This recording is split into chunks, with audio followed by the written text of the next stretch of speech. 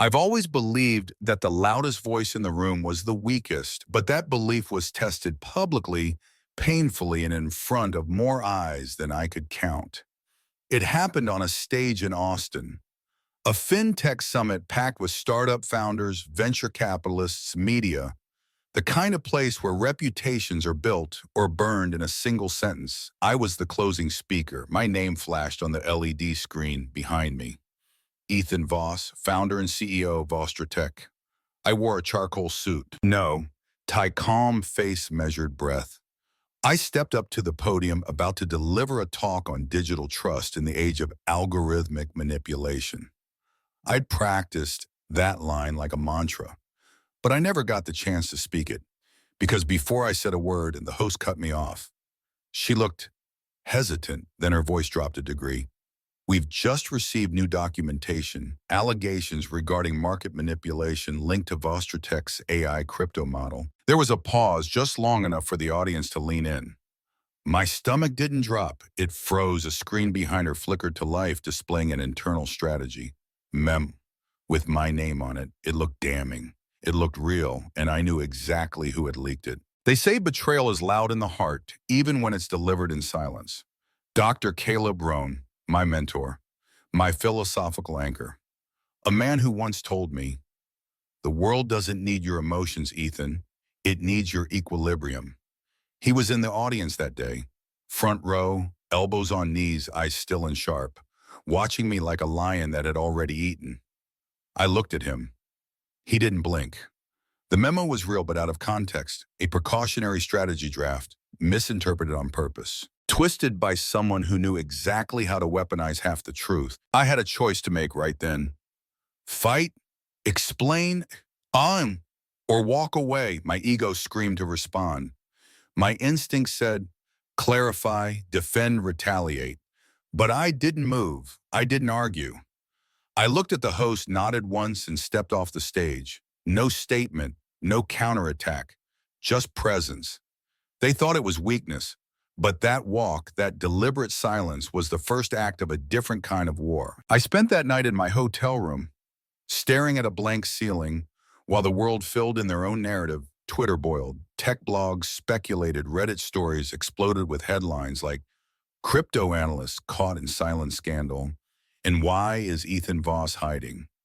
They didn't understand that not reacting is a response, a powerful one. It's easy to shout, it's easy to swing. It's harder to sit in the stillness of uncertainty, especially when your name is trending for the wrong reasons. But that's where I stayed. Not out of fear, out of focus. I thought about Marcus Aurelius that night. You have power over your mind, not outside events. Realize this and you will find strength. That line had once sounded poetic to me. Now it was steel. The chaos around me wasn't mine to control. Only my reaction was. So I did what Stoicism demands in moments of disruption. I pulled back. I wrote. I breathed. I waited. The next morning I was gone. No interviews, no PR team, just a Tesla rented under a different name and a long drive out of Austin before the sun came up. I didn't even have a destination. Just silence, just space. Somewhere outside Fredericksburg, I pulled over by a field full of wind turbines and watched the blades turn slow, deliberate, indifferent to the noise of the world. That was the energy I needed now. Not fury, not vengeance. Stillness with a purpose. People think dominance is declared, but real power doesn't shout. It observes, it recalibrates, and then only when the moment is truly aligned, it moves. That was the first Stoic lesson I relearned in real time. Control what you can, release what you can't. Caleb didn't just hurt me professionally. He cut deeper, philosophically. He used our shared code, our Stoic beliefs as a weapon, twisted restraint into a trap, bent silence into sabotage, and yet, I didn't hate him for it. I understood him. A man afraid of irrelevance often becomes the loudest in the room. But Stoicism taught me something else, something more dangerous to a man like him. You don't beat noise with more noise, you beat it with clarity. You let the world react while you remain unmoved, and that unnerves them more than any retaliation could. It would have been easy to call a lawyer, to flood the media with statements, to fight fire with fire. But I'd spent too long building something more dangerous than a rebuttal. I had built stillness, a kind that didn't need to prove anything. Because in time, the truth doesn't just emerge, it sharpens. I didn't walk off that stage in Austin because I was cornered. I walked off because I was just getting started. And if Caleb thought silence was surrender, he hadn't studied enough of what we used to preach. The first rule of outsmarting anyone: don't let them know what game you're playing. Let them react. Let them show their hands. Let the world fill in the blanks. Then when they've exhausted their weapons trying to wound you with noise, you build quietly, deliberately, and without permission. Because power isn't in the fight, it's in the restraint before it. People say time heals everything. But in the first few weeks after Austin, time didn't feel like medicine. It felt like a magnifying glass. Every day I stayed silent. Speculation multiplied. Why hasn't Ethan responded? Is he guilty? What is he hiding? Reddit stories spread faster than facts. Podcasts I'd never heard of dissected my body language on stage. A clip of me nodding and walking off hit 1 million views under the title, "Crypto Analyst Melts Down on Stage." I wasn't melting down, I was letting them speak first. Because silence isn't surrender, it's collection. Caleb knew that. He had taught me that, which made his betrayal all the more calculated. He hadn't just leaked that memo. He leaked it in a way designed to provoke me, to get a reaction, to make me prove him right by trying to prove him wrong. It was Machiavellian in the worst way. Strategy posing as virtue. He wore stoicism like a mask. Calm, composed, principled. But behind it, I saw something else, insecurity dressed in philosophy. And the thing about people who need to appear untouchable is they rattle when you don't play their game. I watched him from afar. He was doing interviews now, writing think pieces, reflections on power, privacy, and integrity. That's what he called them. He never mentioned my name. He didn't need to. He spoke in carefully constructed phrases, subtle enough to appear objective, sharp enough to cut deep sound bites like, "True leadership doesn't require hidden agendas, and transparency is the highest form of ethics." It was genius, really, and it was working. He was becoming the lion, commanding attention, owning the narrative, painting himself as the last philosopher left standing in a crumbling tech world. But lions aren't the only ones who win wars. Sometimes the fox just waits. I started sketching again. Not art systems, invisible frameworks, back-end networks, the kind of architecture no headline ever praises but every empire relies on. The media had pushed me out of the spotlight. That was fine. Spotlights are where people perform. But I was building quietly, anonymously. I spent my days drafting a new blockchain proposal under a pseudonym, a more transparent version of the same model Caleb had tried to discredit. I published it to a peer-reviewed forum just to watch what would happen. Within a week, it went viral. Not under my name, just on merit. People started quoting it. Even Caleb's own think tank retweeted it before realizing the signature didn't match any known developer. He didn't know it was me. That's the point. I also made another move. Hired a boutique PR agency in Venice Beach. Ironically, the same one Caleb had used to elevate his profile. I didn't ask them to run a smear campaign. I asked them to run silent background checks on every media outlet that had featured Caleb recently. Track tone shifts, find inconsistencies, look for backdoor alliances.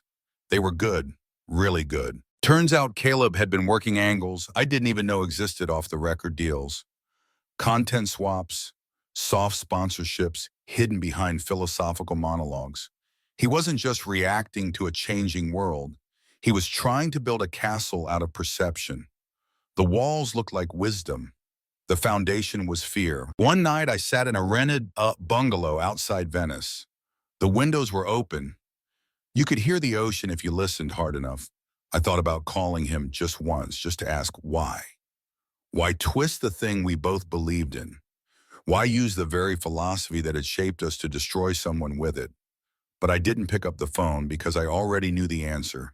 And because part of mastering yourself means letting go of the need to be understood. Marcus Aurelius wrote, "Waste no more time arguing what a good man should be. Be one." That line had never hit harder. So I kept going, kept publishing under aliases, kept pulling threads behind curtains. I didn't raise my voice. I didn't point fingers. I let the structure do the talking. I had learned something important. If the lion wants to roar, let him, but while he's roaring, the fox is redrawing the map. A friend called me one morning, someone from the old days. She worked at a VC firm that Caleb was courting for his new public tech fund. She asked if I wanted to meet. I said no. But I did suggest a few questions she might ask him in their next pitch meeting, just small ones, about timestamps on leaked files, about the chain of custody on the internal memos, about why certain phrases in his think pieces mirrored parts of my early private journals. The next day she called me back. He got tense, she said, defensive started. Stumbling, I just listened. Didn't say much. She said it felt strange, like he was wearing a mask that was too heavy now. I told her some masks crack with time, others are peeled off by patience. That's when I understood something else. Caleb wasn't afraid of me reacting. He was afraid of me not reacting. Because in stillness, people project. In silence, they spiral. When you don't respond, they fill in the gaps with their own fears. And when someone's entire reputation is built on controlling perception, stillness is the most violent thing you can offer them. That was my lesson in restraint. That's when the tide started turning. Not publicly, not yet, but beneath the surface, people began asking questions. Not because I fed them answers, but because Caleb overplayed his hand. He wanted to be the lion. He forgot that lions age roar too loud and eventually attract hunters. The fox waits, the fox watches, and when the time comes, the fox moves.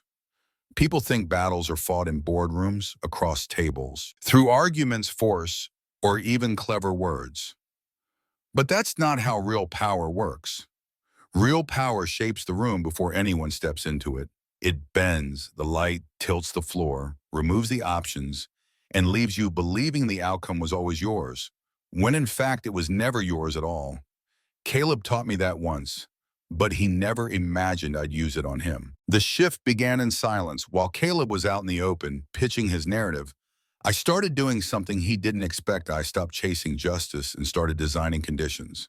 Not to expose him directly, but to let the weight of the truth catch up on its own timeline. Because one of the hardest things I had to learn, one of the deepest Stoic truths was this: you don't control people, you control the environment they move through. It started with a conference, the kind of mid-level invite-only event that doesn't make headlines, but where every rising founder wants a seat. I had friends on the organizing committee. I made a quiet suggestion: invite Caleb to be a panelist. Subject: the ethics of influence in emerging tech. He accepted. Of course he did. The man loved nothing more than speaking about integrity to rooms full of people who'd never had to test theirs. But what he didn't know was that the VC hosting the event was someone I'd mentored, and that the lead moderator had read my anonymous white paper. I didn't tell them what to ask, just frame the space. Let the terrain work for me. When the panel began, I watched from the back row. No suit, no press badge, just a black hoodie and a baseball cap pulled low. I wasn't there to confront him.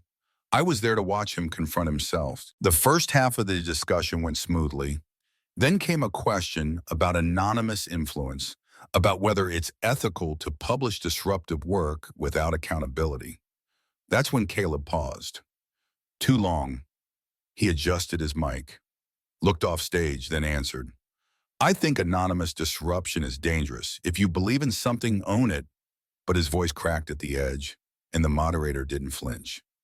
She followed up. Even when that anonymity corrects a public imbalance, that's when he stumbled. He tried to pivot, tried to bring it back to principles and appearances. But the shift in the room was subtle and real. The lion's mane had started to shed. I left before the panel ended, not because I needed to, but because I didn't want to see him unravel. That's the thing about shaping an environment. It's not about humiliation. It's about letting people become their own undoing. Later that week, I met with a group of young founders over coffee. They'd read the same white paper, cited it, built on it. I listened more than I spoke, asked about their challenges, gave quiet suggestions. One of them, Claire, mid-20s, brilliant, said something I didn't expect. You don't talk like the others, she said. You're not trying to sell yourself. I smiled. I'm not here to be seen. I told her I'm here to build something that lasts. That was the second Stoic principle I leaned into, led by presence, not performance. The world is full of noise. The louder someone shouts, the more they need to be heard. But when your work speaks for you, you don't have to. I'll admit there were moments I wanted to break. Moments I wanted to call Caleb and say, I know what you did. I know why you did it. And I know how this ends. But that would have been, for me, not the mission. In Stoicism, when practiced fully doesn't seek validation, it seeks alignment, not with ego, but with essence. There was a night at Almost Cracked Rooftop Bar in downtown LA. Claire had invited me to speak off record to her incubator group. I'd said yes. Afterwards, she pulled me aside and said, you know you could destroy him, Caleb. I mean, you have everything you've already won. I looked out over the skyline. It had started to rain. Not hard, just a kind of soft, steady fall that quiets everything around it. I watched the raindrops slide down the glass ledge, and I said something I didn't expect to hear from myself. I don't need to destroy him. I just need to make him irrelevant. That's the third lesson. True power doesn't eliminate, it outlasts. I didn't need to fight, I needed to wait, and while I waited, I rebuilt everything he tried to tear down, better, clearer, and beyond his reach. I moved funds through different channels, relaunched a core product under a new brand, didn't take credit, didn't need to. The market noticed, investors noticed. They started pulling back from Caleb, not out of spite, but out of caution, because the ground under him wasn't solid anymore.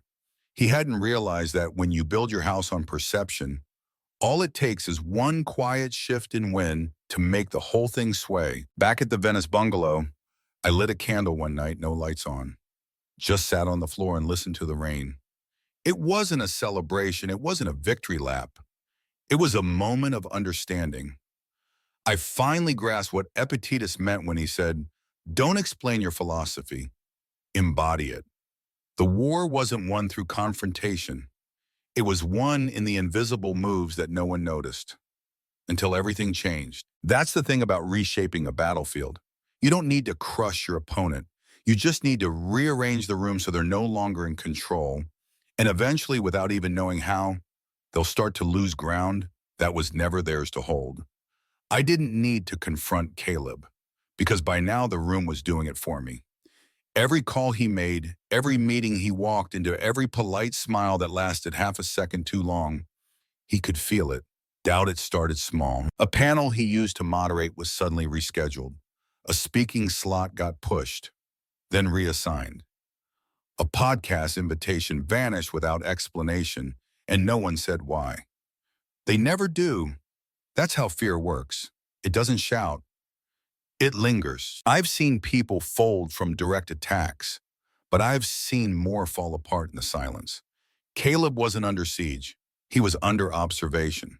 And that's worse, because when no one reacts, your mind fills in the blanks, and the human mind, especially one that built its identity on control, hates blanks. He started sending out feelers, questions disguised as curiosity. Hey, did Ethan ever respond to those rumors? Has anyone heard from him lately? People told me he sounded calm, too calm, the kind of calm that comes just before a storm you can't name. I didn't respond, I didn't correct, I didn't defend.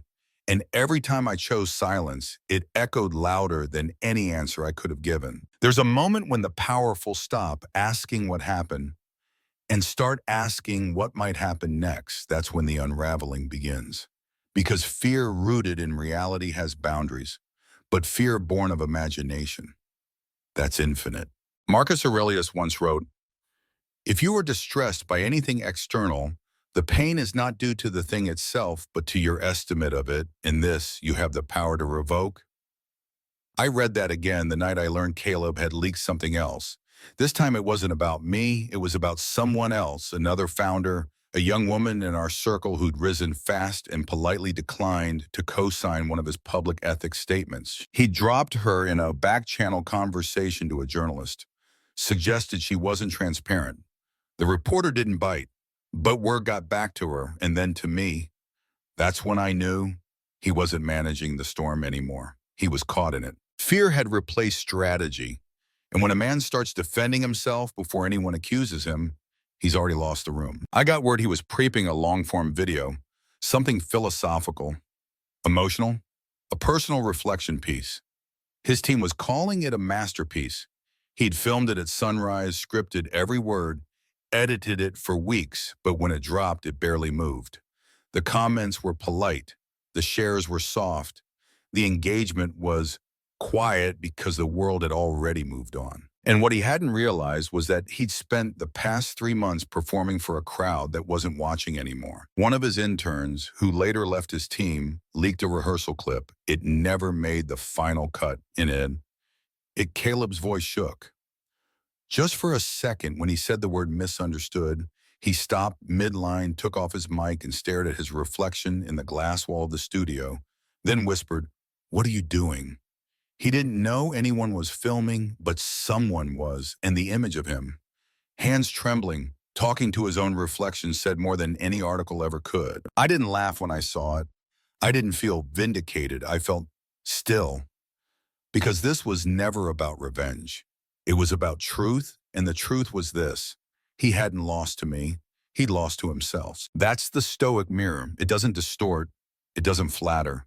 It reflects. And when you're out of alignment, when your values are only skin deep, when your silence isn't earned but forced, that mirror cuts deeper than any sword. I spent that night alone again. No meetings, no calls. Just a quiet walk along Venice Beach. The sky was dark, but the boardwalk lights stretched out in soft yellow lines. My phone buzzed once, an email from a private investor asking if I'd be open to building again. I didn't respond right away. I just kept walking. Each step felt lighter than the last. Not because the weight had vanished, but because I wasn't carrying his anymore. The next day, Claire texted me, "Did you see the clip?" I replied with a simple, "Mirrors don't lie." She sent back a quote. It was from Seneca, "He who is brave is free."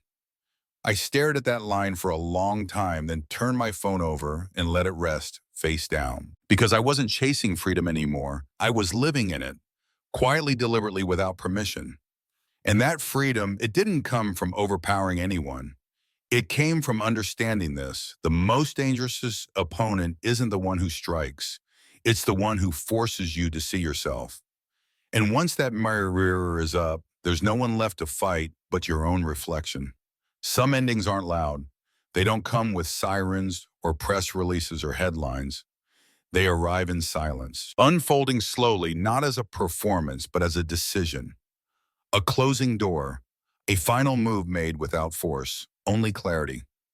That's how mine came. It started with an email. No subject line, just a sentence, "Can we talk?" It was from Caleb. I stared at it for a full minute. Didn't click, didn't react. Then I closed my laptop and went outside. The sun was setting low in amber, washing the Venice rooftops in quiet gold.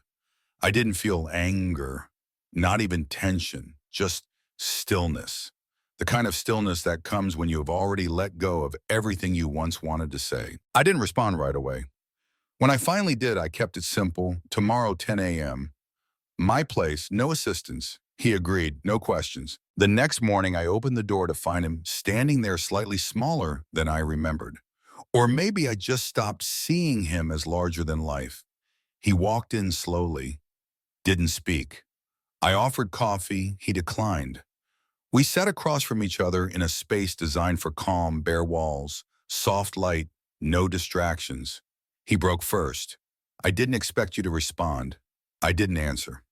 He looked down. "I think I got lost." Silence, "I believed I was testing you. Seeing if your philosophy could hold under pressure." His voice cracked on the word philosophy. But maybe I was just trying to destroy something I couldn't control anymore. I listened, that's all, because sometimes the most powerful thing you can do isn't interrupt. It's let someone hear themselves. And what I heard wasn't power. It was fear dressed in intellect, regret wrapped in explanation. He wasn't confessing to me. He was confessing to the version of himself he still hoped existed. I stood up, walked to the window, looked out at the palm trees, swaying like they didn't care what anyone was saying. Then I spoke. "You have two options." He looked up. "Disappear with grace, or stay and let the consequences unfold. The investigation is already underway." You won't be the villain. You will be the cautionary tale. His shoulders dropped. There was no fight in him anymore, only fatigue and the faint flickering relief of someone finally reaching the end of a performance. He didn't choose right away. He just nodded. That was enough. We didn't shake hands, didn't hug. He left quietly.